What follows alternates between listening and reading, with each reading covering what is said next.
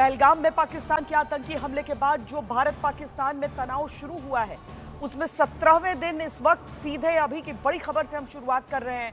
प्रधानमंत्री नरेंद्र मोदी के साथ पीएम आवास पर रक्षा मंत्री राजनाथ सिंह, राष्ट्रीय सुरक्षा सलाहकार अजीत डोवाल, सीडीएस और तीनों सेनाओं के प्रमुख की बैठक हो रही है। ये बैठक इसीलिए अहम है क्योंकि पिछली 2 रात में पाकिस्तान की तरफ से बार बार भारत के सैन्य ठिकानों पर ड्रोन और मिसाइल अटैक को भारत ने मुंहतोड़ जवाब देकर नाकाम किया।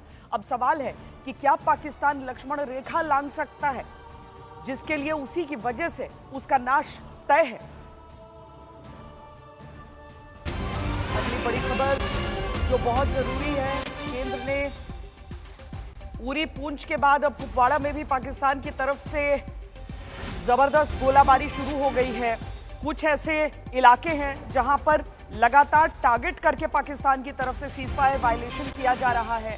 कुपवाड़ा में करना के इलाके को तो बुरी तरीके से पहले ही दौर में जब वहां से सीजफायर वायलेशंस हुए थे तो उसको प्रभावित किया गया था और वहां पर सिविलियन लोगों को, जो नागरिक हैं, उनको बहुत नुकसान हुआ था। पूंछ में बड़ी संख्या में लोगों की जान गई थी।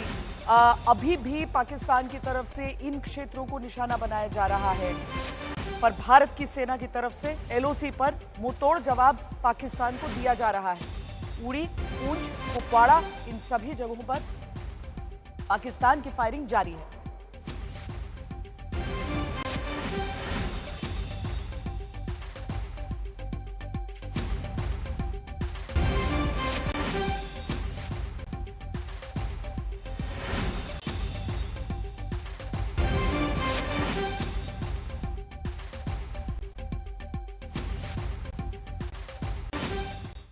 तो ये सभी इलाके जो प्रभावित हो रहे हैं, इस गोलाबारी से प्रभावित हो रहे हैं, जहां पर इस समय बहुत जबरदस्त भीषण गोलाबारी चल रही है और उतना ही जबरदस्त पलटवार चल रहा है, उन सभी इलाकों में हम आपको लिए चलते हैं क्योंकि हमारे सभी संवाददाता लाइन ऑफ कंट्रोल से लेकर इंटरनेशनल बॉर्डर की पूरी खबर आपको देने के लिए लगातार तैनात हैं। मनजीत सिंह नेगी दिल्ली में मोर्चा संभाले हुए हैं, यहां से वो जानकारियां दे रहे हैं क्योंकि यहां बहुत महत्वपूर्ण बैठकें चल रही हैं। हमारे साथ हमारे संवाददाता आशुतोष हैं, जो कि समझ लीजिए कि जो जम्मू का संभाग है, पूरा पूंछ से लेकर जम्मू तक की खबरें हम उनसे लेंगे। श्रीनगर से हमारे साथ हमारे संवाददाता मीर फरीद भी जुड़ रहे हैं और शिवानी शर्मा जो उरी में लगातार हैं, जहां पर सीजफायर वायलेशंस बार बार हो रही हैं। शिवानी, आप ही के साथ मैं शुरुआत कर रही हूं। ये एक पैटर्न सा हो गया है, रोज लगभग 7, साढ़े 7 बजे इस तरह की खबरें और इन स्पेसिफिक इलाकों से आती ही आती हैं। शिवानी।